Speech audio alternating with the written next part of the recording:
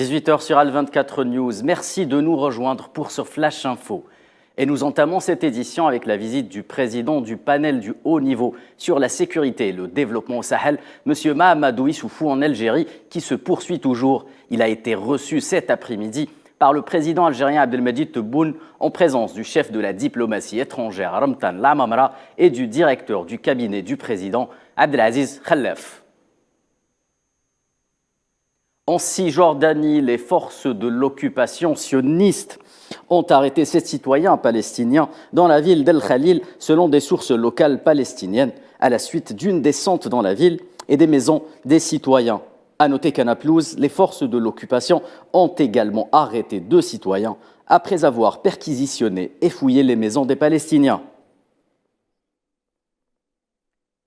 À l'issue du sommet du G20 en Indonésie qui s'est achevé ce mercredi, les participants à ce sommet estiment que le conflit en cours en Ukraine sape l'économie mondiale et soulignent dans une déclaration commune que la menace d'utilisation d'armes nucléaires n'est pas autorisée.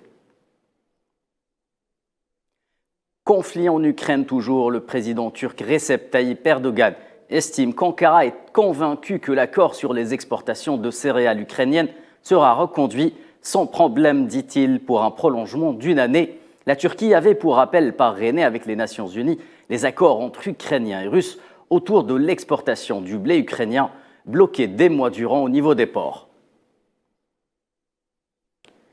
Dans le dossier énergétique en Algérie, le groupe Sonatrach a conclu hier un contrat d'achat-vente de gaz naturel avec la compagnie slovène Geoplin pour la fourniture de gaz naturel à la Slovénie via le gazoduc Transmed qui relie l'Algérie à l'Italie, le tout pour une période de 3 ans à partir de janvier 2023.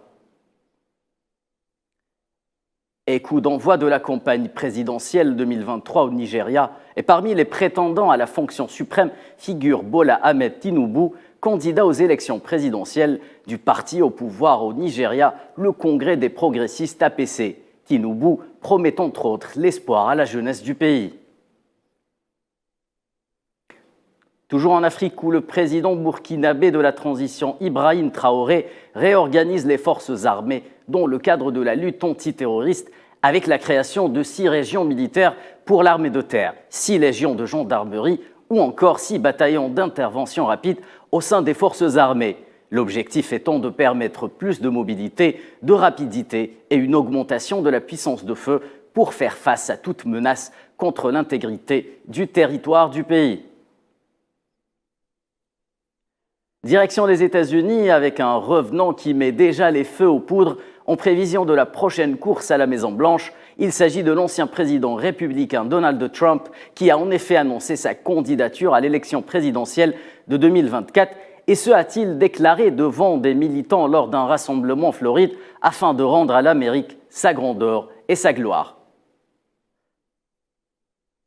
Enfin, du football avec l'Algérie qui affronte le Mali ce soir en amical à 20h30 au stade olympique d'Oran. Un match qui s'inscrit dans le cadre de la préparation pour les phases finales de la prochaine Coupe d'Afrique des Nations prévue l'été prochain en Côte d'Ivoire. C'est la fin de ce Flash Info. Rendez-vous dès 19h pour une page complète de l'information sur Al24 News.